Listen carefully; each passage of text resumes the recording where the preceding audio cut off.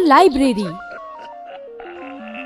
दिल्ली शहर में कुश नाम का एक लड़का छोटे से गांव से अपने माता पिता के साथ रहने आया।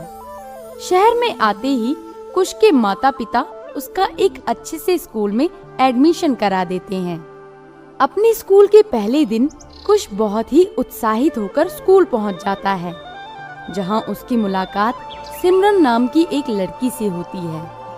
हाय, I am Simran. Hello, I am Kush. तो तुम स्कूल में नए हो? हाँ, पर तुम्हें कैसे पता? क्लास में मैं बिल्कुल तुम्हारे पीछे ही बैठी थी। ओह, मैंने ध्यान ही नहीं दिया। कोई बात नहीं, चलो तुम्हें पूरा स्कूल दिखाती हूँ। हाँ हाँ, बिल्कुल चलो। सिमरन कुश को पूरा स्कूल दिखाती है। तभी कुश की नजर स्कूल की लाइब्रेरी पर पड़ती है। कुश जब बाहर से देखता है तो उसे दिखता है कि लाइब्रेरी में स्कूल का एक भी बच्चा नहीं होता। पूरी लाइब्रेरी खाली होती है। ये अपने स्कूल की लाइब्रेरी में कोई क्यों नहीं है? क्या यहाँ किसी को पढ़ने का शौक नहीं है? हाँ, शायद किसी को पढ़ने का शौक नहीं है। चलो हम आगे चलते हैं। सिमरन की बात सुनकर कुश को कुछ अटपटा लगता है। वो सिमरन से इस बारे में और कोई बात नहीं करता। अगले ही दिन से कुश लाइब्रेरी में जाना शुरू कर देता है। लाइब्रेरी में सिर्फ वो ही अकेला बच्चा होता है जो पढ़ रहा होता है। कुछ दिनों बाद कुश गौर करता है कि लाइब्रेरी के सभी बच्चे उसे हैरानी के साथ देख रहे हैं। ये सब देखने के बाद कुश को बड़ा अजीब लगता है और फिर वो सिमरन से बात करता है। क्या बात है? सभी आजकल मुझे इतनी हैरानी से क्यों देखने लग गए हैं? क्योंकि आजकल तुम स्कूल की लाइब्रेरी में जाने लगे हो। क्या मैं लाइब्रेरी में नहीं जा सकता? तुम्हें उस लाइब्रेरी की असलियत नहीं पता। कैसी असलियत? और क्या है उस लाइब्रेरी में? वो लाइब्रेरी भूतिया है। भूतिया? मतलब? मैं भी जब इस स्कूल में नहीं आई थी तो मुझे भी इस बारे में नहीं पता था, लेकिन सब कुछ खुद जानने के बाद मुझे इन सब के ऊपर विश्वास हो गया। जो कुछ भी है ठीक से बताओ, बातें मत घुमाओ। दरअसल कहते हैं कि शाम होते होते वो लाइब्रेरी भूतिया हो जाती है। वहाँ से बड़ी ही अजीब और डरावनी आवाजें आती हैं। दिन में भी जब कोई वहाँ पढ़ने जाता है तो उसके साथ भी अजीब अजीब हरकतें होती हैं, जैसे कि किताब का उसकी जगह से गिर जाना, अचानक बुक शेल्फ का हिलने लगना या फिर लाइट का खुद ही बंद हो जाना। ये क्या बकवास है? मैं इन सब बातों को नहीं मानता। और अगर ऐसा है तो स्कूल की लाइब्रेरी बंद क्यों नहीं कर देते? स्कूल की लाइब्रेरी कोई कैसे बंद कर सकता है? कुछ भी हो, मैं इन सब बातों पर यकीन नहीं करता और आज मैं खुद यहाँ शाम बिताऊंगा। नहीं कुश, वहाँ जाना ठीक नहीं है। मेरा वहाँ जाना जरूरी है, इस अफवाह को रोकने के लिए। तो ठीक है, मैं भी तुम्हारे साथ आऊंगी। पर कुछ नहीं, दोस्त होने के नाते तुम्हारे साथ जाना जरूरी है। स्कूल खत्म होने के बाद दोनों अपनी टीचर से शाम तक लाइब्रेरी में पढ़ने की परमिशन ले लेते हैं। सुई की टक टक की आवाज के साथ दोनों के दिल की धड़कनें भी तेज हो जाती हैं। शाम हो जाती है और दोनों इंतजार करती हैं कि अगर वहाँ कोई अजीब चीज है तो उसका उन्हें एहसास हो, लेकिन दोनों को किसी भी तरह का कोई एहसास नहीं होता। तभी कुश बोलता है, देखा, मैंने कहा था ना कि वहाँ कोई नहीं है।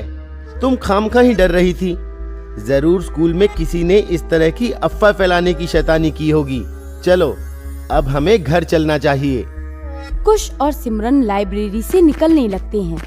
तभी लाइब्रेरी की लाइट अपने आप जलने और बंद होने लगती है। ये देखकर सिमरन बोलती है, देखा, मैंने कहा था ना कि यहाँ किसी भूत का साया है। अब तुम्हारी वजह से हम दोनों को इसका हर्जाना भुगतना पड़ेगा। अब चलो कुछ जल्दी यहाँ से। सिमरन को घबराता हुआ देख कुश भी थोड़ा डर जाता है, लेकिन खुद को संभालते हुए कुश सिमरन से बोलता है, हो सकता है कि यहाँ बिजली की दिक्कत हो। तुम्हें मेरी बात समझ नहीं आ रही क्या? बस अब चलो यहाँ से। तभी दोनों को कुछ गिरने की आवाज आती है। ये आवाज कैसी थी? हमें पता करना चाहिए। नहीं, बस अब यहाँ से हमें चलना चाहिए। मैं तो जा रहा हूँ, तुम्हें चलना है तो चलो। कुश की बात सुनकर सिमरन भी उसके साथ चलने के लिए तैयार हो जाती है। धीरे धीरे दोनों लाइब्रेरी के अंदर जाने लगते हैं। जैसे जैसे वो अंदर जाते हैं वैसे वैसे लाइब्रेरी में अंधेरा बढ़ता जाता है और भयानक आवाजें आने लगती हैं। ये सब देखकर कुश भी थोड़ा घबराने लगता है, लेकिन फिर भी वो सिमरन के साथ आगे बढ़ता है। क्या इतनी जासूसी करना ठीक है? कहीं हमें लेने के देने न पड़ जाए कुश। मुझे तो कुछ गड़बड़ लग रही है। जैसे ही वो दोनों आगे बढ़ते हैं तभी उनके पीछे का बुक शेल्फ गिर जाता है। ये देखकर सिमरन बोलती है, कुश, तुम्हें बात समझ नहीं आ रही क्या? चलो यहाँ से। शांति से, तुम बस मेरे साथ चलती रहो, चिल्लाओ नहीं। लाइब्रेरी के काफी अंदर जाने के बाद कुश को एक दरवाजा दिखाई देता है। कुश और सिमरन उस दरवाजे को देखकर काफी हैरान हो जाते हैं और उसकी तरफ जाने लगते हैं। कुश दरवाजे पर कान लगाकर सुनता है तो उसे अंदर से किसी की भयानक आवाज आती है और उसे किसी की अंदर होने का एहसास होता है। तभी कुश सिमरन से बोलता है, सुनो सिमरन, तुम बाहर जाओ और स्कूल के प्रिंसिपल को यहाँ कैसे भी करके लेकर आओ। पर तुम्हें अकेला छोड़कर? देखो, अगर कोई मुसीबत आ गई तो कोई ना कोई हमारे पास होना चाहिए। ऐसे में अगर हम दोनों ही यहाँ रहे तो हमारी मदद के लिए कौन आएगा? तो जाओ, किसी को लेकर आओ। सिमरन कुश की बात सुनकर चली जाती है। वहीं कुश चुपके से उस दरवाजे को खोलकर अंदर घुस जाता है। जैसे ही वो अंदर जाता है वहाँ का नजारा देखकर वो बिल्कुल हैरान हो जाता है। वो देखता है कि उस कमरे में बड़े बड़े स्पीकर हैं जिसमें से काफी भयानक आवाजें आ रही होती हैं। वहीं पास में बिजली की खूब सारी तारें पड़ी हैं और स्कूल का पियून कुछ लोगों के साथ बैठकर कुछ पैक कर रहा है।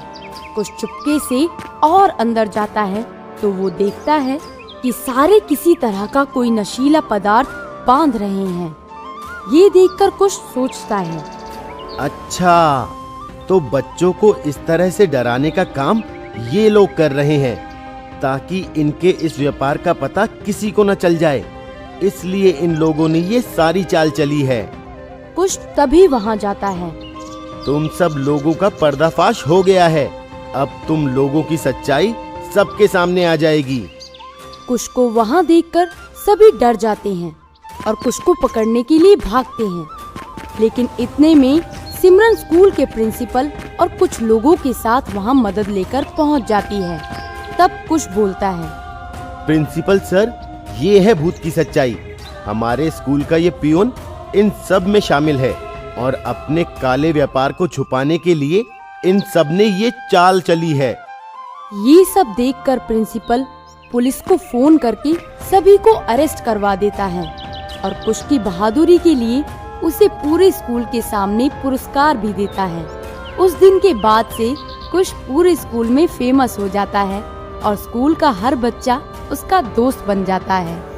तो दोस्तों, इस कहानी से हमें ये शिक्षा मिलती है कि हमें कभी भी किसी तरह की अफवाह पर बिना उसकी जांच पड़ताल किए उसको सच नहीं मानना।